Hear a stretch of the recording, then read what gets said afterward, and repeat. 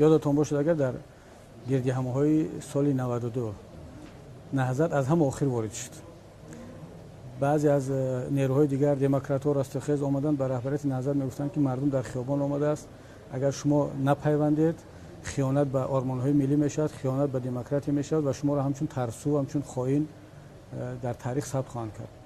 نهضت آمد، میدان پیوست. بعد روند حادثات چی شد؟ میدان رو نهضت پر کرد، تامین میکرد. وقتی که این مصیبت ها بالای سر مردم آمد، اون چند نفری که میدان رو تشکیل کردن گریزگی سیاسی رو در پایتخت‌های اروپایی گرفتن، در جایهای دیگر رفتن، در هتل ها زندگی میکردن.